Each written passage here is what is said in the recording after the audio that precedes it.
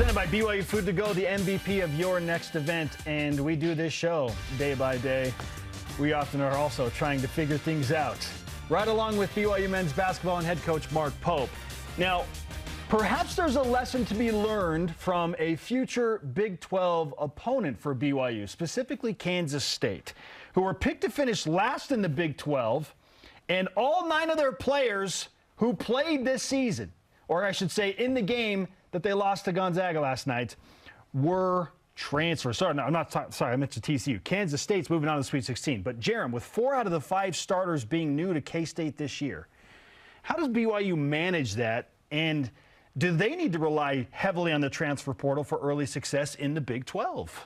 Certainly the transfer portal will weigh into the success of BYU in every school, because a transfer is ready to go versus the typical freshman. And for BYU, if that freshman happens to be a return missionary, it takes some time for them to be ready. Certainly Dallin Hall was pretty exceptional as a freshman this year.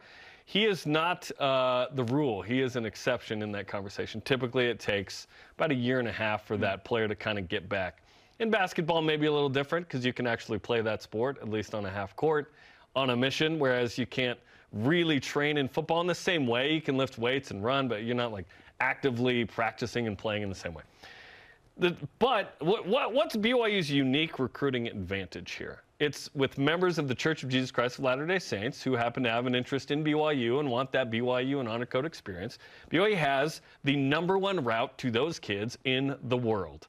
That should be a big part of what BYU does in recruiting. I do have some concern that BYU didn't sign anyone out of high school in the fall, because and it doesn't have to necessarily do with next year. It has to do with 2, 3, 4, 5 years down the road. If BYU is all in transfer portal, I'm not sure that it's going to yield the success that we're hoping for, because BYU's foundation, in my opinion, needs to be members of the Church of Jesus Christ of Latter-day Saints who want to be here. Certainly that's the majority of the student population, and athletically, whatever. I don't really care where they come from necessarily, but I do think a balance is needed of good athletes who are members of the church, and then great people who want to be at BYU as well. And we're seeing that with the likes of Fu Satiki, Alex Barcelo, Matt Harms, Brandon Averett in the past, that come from all walks of life, which is great. They contribute to BYU athletically. They contribute in the people who they are. I love having Fus, who's a Muslim from Africa, bring something different to BYU. I love that Fus is here. But if BYU is all in on the transfer portal only, I think that's not going to yield the results that BYU wants, because sometimes you miss on the transfer portal. BYU's lack of success this year had a little bit to do with that, right? You didn't have the same kind of transfer portal class that you had in previous years. That's not to say that those guys weren't good at times. They just weren't good enough to get BYU at least to the NIT. They're probably just a couple of games away. But I think a balance of those two things is required. I'm concerned with BYU down the road not signing anyone out of high school. Concerns me. Jake Wallin will come back from a mission, and he'll be on the team. But again, I don't think BYU can ever think, okay, we're going to be a tourney team relying on a return missionary first year back. I just think it's dangerous physically. So how, is K-State different than BYU? Absolutely. Those are not comparable. I would also argue that a bunch of the Sweet 16 teams probably had guys that they recruited out of high school that have contributed. Well, Kansas State has a new head coach, too, and so understandably there was some turnover there, and so they kind of by necessity had to rely more heavily on the transfer portal. It's worked out, though, beautifully. Right, it did for them. But that, to me, that's not going to work for BYU. It might in the short term. But, like, what was the 1920 class? It wasn't a bunch of transfers. It was 1 year in their first year, or even second year. It was Yoli, TJ, and Jake came back. They had a core. They had a core. That had been built up from their freshman years. You have to have a core. And certainly BYU has a core going into next year, and you can amplify it with transfers. I'm not worried about next year, per se. I'm talking about 2, 3, 4 years down the road. If you cease to sign anybody out of high school, I think you don't lay that sort of foundation of what BYU has access to the most, which is members of the Church of Jesus Christ of Latter-day Saints who can ball. And why can't we be good at hoops without a church? We have churches in the gyms in the churches. We should be a balling school and nation here. Let's go. Now, just to clarify one thing on your side, are you saying that you want a number of high school recruits every single recruiting season. Yes.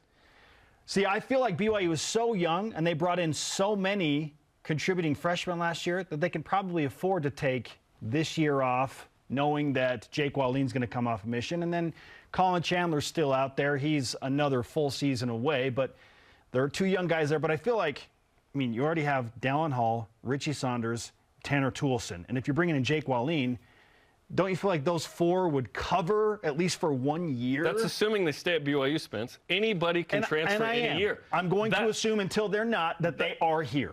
But we can assume that people will leave. Sure. Because that's what happens. I don't believe that any of those guys are going to leave. In 3 years, and hopefully not, but we don't know. In 3 years, who is the dude coming off a mission that's going to be the Dallin Hall? BYU didn't sign anybody. Colin Chandler? No, in 3 years. That's 2 years. In 3 years, who's that guy? And my point is they don't need that guy if you have 4 or 5 young return missionary guys that are already there. You need that guy sitting there in the wings, not having to play to play a big role. At some point, you do need that guy. I'm just saying, I feel like because there is 4 now here, that give me a couple each year. I feel like those 4 can accommodate for these 2 years. As far as the transfer portal goes, every year is going to be different. It's a moving target. Some years, you're going to need 3 or 4 guys out of the transfer portal. Other years, you might only need 1 key piece if your core develops and is really good, which is what you're getting at. Like, hey, let's develop the guys. Let's bring them off missions. Let's get the guys out of high school and just build them up, and then you only need like 1 piece or 2 pieces. That's not going to happen with this staff. They're going to rely more heavily on the transfer. It's a moving target, and this staff has shown us that they're going to go probably heavier that way and go after 3 or 4 guys in the transfer portal each year. If it works, great. But you have to have that core. I'm concerned about 3 years from now. And we do need to give credit to Mark Pope and his staff where credit is due, which is the first 2 years they were here, they hit some home runs in the transfer portal. First 3 years. Right? Yeah. They hit some home runs in the transfer portal, but didn't as much because we're stuck in the recency bias and we're frustrated about the last season. It's like, well, the transfer portal's not the answer. It's not the full answer. It's the immediate answer. Part of the answer, though. Yeah. It's part of the answer. What if you have to have both? I'm concerned that it's too transfer portal heavy. That's tough, right? Because if it works out, then nobody's going to care if it's too transfer portal heavy. We just care now because it wasn't as good as it has been in the recent past. I'm concerned about the core in 3 years. Yeah. All right. Okay, topic 2. Some football? Friday, Kalani Sitake said he's impressed with the aggressive play on the defensive line this spring. Yeah, I think Sione Paul has done a great job with the interior D-line. Obviously being disruptive and getting in the backfield. I know you guys saw the end of practice, and that was stopping the run. It all starts with those guys in the inside, and K-Pop's doing a great job with the D-ends. And so when you get that done, it starts up front first, and then makes the job easier for the backers. Okay, after last season, certainly questions about the defense. You mentioned the defensive line being the position with the most questions that you have. Do you still feel that way? Yes, until I watch the BYU defensive line play in an actual football game and see something change. So week 3 against Arkansas? Hey, I'll take anything, even the first 2 games, because frankly, the defensive line was not superb even against lesser opponents last season, where we thought, oh, they're going to have, a significant advantage against the likes of a down Utah State team or even Wyoming. BYU struggled to get to the quarterbacks in those scenarios. BYU struggled to get to Liberty's quarterback when they had question marks on their own offensive line. They played like 3 of them. Didn't get to any of them. It's kind of weird, right? And so, yeah, you got to get better if you want to take on Power 5 competition, but the question marks will remain until I see with my own eyes the defensive scheme pan out and BYU do what the coaches say they're going to do and be way more aggressive up front and have more stunting blitzes, bring linebackers into the mix that should open up some of those defensive ends to get around if you got to account for more linebackers blitzing. When that happens, then I say, okay, things have changed, things are better, and while BYU is going to be more aggressive, they're going to give up some bigger plays over the top. That's fine, but now the question doesn't solely just exist with the defensive line. It's you can focus on other things. But right now, until I see that position group be more aggressive and have more sacks, Jerem. I mean, I thought I was conservative last year when I said BYU was going to have 16 sacks over the season. They didn't even hit that mark. I need to see more. I want to see at least 20 from this defensive line group moving forward into the Big 12. They have to have more pressure from those guys. Until I see it, that's where the question mark remains. Yeah, it'll be like halfway through the year, honestly, before we really know. Because if they do it through the first 2 games, it's like, well, was it because you played Sam Houston and Southern Utah? Like, what is it when you play upper echelon Big 12 teams, you know? And sacks are part of the conversation. I think it's about havoc. Because if BYU doesn't have sacks, but they're getting a lot of takeaways, that's okay. You're just trying to create opportunities. You're trying to get off the field. You're trying to switch the field. Yeah, defensive line specifically is interesting. John Nelson, by the way, has moved to defensive tackle for men, which is interesting. I like that move for him. He's kind of an undersized D tackle, but he can move really well for a D tackle now suddenly. So Jackson Cravens, Naisamahe, Caden Haas, some of the more experienced guys in the tackles. On the ends, you like Tyler Batty, of course. Continue to develop him. He's the vet. Isaiah Banya is supposed to be a baller. Isaiah Moe and Bodie Schoonover are guys in their second seasons who are kind of linebacker types who will be quicker on the edge that could blitz in there, Blake Mangelson and others.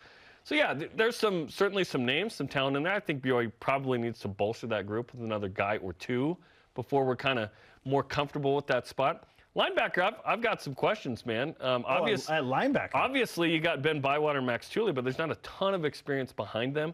Secondary, I actually feel pretty confident, given what we know. Of course, transfer portal opens up, May 1st to 15th or something?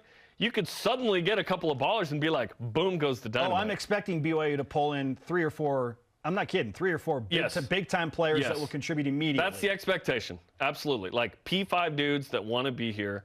Secondary is pretty exciting with Eddie Heckard and Jacob Robinson as your primary cornerbacks. Micah Harper. And Malik Moore at safety. You kind of look at those guys and go, hey, that's actually my strongest position of experience and strength and kind of comfort in terms of what I know right now. But again, it's March 20th.